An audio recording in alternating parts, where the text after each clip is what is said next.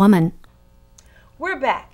For Open Dialogue, we're going to talk about women, dating the wrong men, self-esteem, all those things. Christina, what do you think? What do you think about that? I think a lot of women, I mean, we had this chat online with our viewers and our co-hosts, and I think honestly women are choosing the wrong men today, and I think it's because they don't have great role models, maybe great father figures or someone to look up to. And so I think that has a lot to do with self-esteem. I think if a woman isn't, you know, thinking of herself highly, she's going to find the wrong man who's going to verbally abuse her or I think whatever it is. also that because women are getting married later, they're not looking at men as someone they need to, like when they're 20 or 25, they're saying, oh, I'm just having fun now anyway, I don't want to get married. So they don't care as much about the man being the husband material. Okay, but let's define what is a wrong man. See, I think that's someone who what is a wrong man? you. I mean, someone who doesn't value you, someone who doesn't put you first. How would you know that? I mean, how do you know that a man is disrespecting you? I was just going to say, if you don't have self-esteem, you don't know that. You don't. You know, and I think it does start at home. It starts with what kind of positive male role models do these women have. But a lot of people don't have those role models. Exactly. That's the problem. That's so many I want to get to, though, is that so many people say, oh, you know, people today, they're in the wrong relationships, you know, today men, you know, are not stepping up. But the fact is, there were plenty of relationships back, and relationships are just difficult no matter when. And just because people stuck together back in the day because they had to, doesn't mean they were happy, doesn't mean it was a good thing. But you know what? So and it was much more sexist back then. Absolutely. So, and it doesn't mean that she has poor self-esteem either. Absolutely. Well, you might just be stuck. I was going to say also, if you blame the women, honestly, being a mom, I can tell you, I draw a line. There's a fine line, period. You know, like, this is how I teach my son, this is how I teach my daughter, to be a gentleman, be a lady.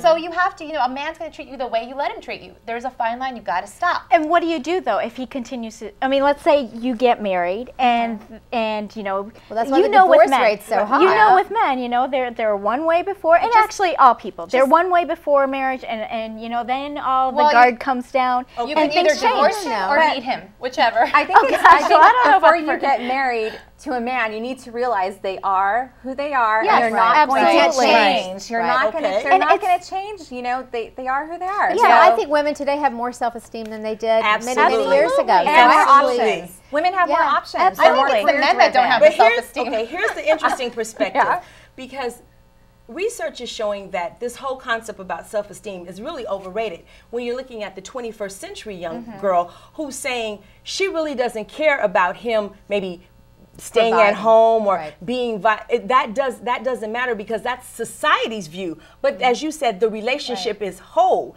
And so this misconception, this notion that, you know, women, because I'm in a volatile relationship, there's something wrong with me. Some of the studies are saying, no, that's not it. It's just that person actually is very confident in who they are. So we as a society want to put a label on that person, but that person is saying, no, I'm just doing me. And I really like that perspective, particularly with the women coming up nowadays. They don't care what anybody thinks.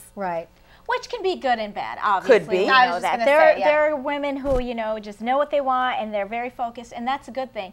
But there are definitely people, you know, are making the wrong decisions, and you can, you know, you see it from that third person perspective, and there's nothing you're going to do to change their mind. They're going to have to go through that. They have to go through it and learn. But we all do. You can't help someone that doesn't want to help themselves. So let's say this. Then what helps me? What can you offer me to let me get out of that? If my self-esteem is low, what can you tell me to help me to build my self-esteem? Well, I mean, that depends. Look at the movie with Ike and Tina Turner. Yes. I mean, she went to Buddhism. She went to a religion. She went to, you know, meditating every day. So maybe that was her click, her signal, like, okay, I got to change. I got to get out of this abusive relationship. But maybe, you know, for me, for you, it's something else. Who knows? Maybe it's your kids. For someone who's wrapped up in an abusive relationship, sometimes they're not able to get out just because they haven't gained that self-awareness yet. Or maybe it's hard to get out because of financial situation. There are a lot of reasons why. But I mean, if we're talking about self-esteem, somebody cannot come to you and bring you self-esteem. Exactly, and that's what I wanted you to say. Well, even with you know, I saw the interview with Whitney Houston and Bobby Brown, and she said, you know, that she didn't like the relationship. She knew she had to get out of it, but it's that habit of every day you're doing the same thing. So, you know, why is Tuesday different than Wednesday? When is it going to be that day that you're going to make the change, you know? And that's the hard part. Well, hopefully for the ladies watching out there, you got it. Stay tuned. We'll be right back. So, yeah, I think that's a good point because we often tell women. This has been an Everyway Woman production.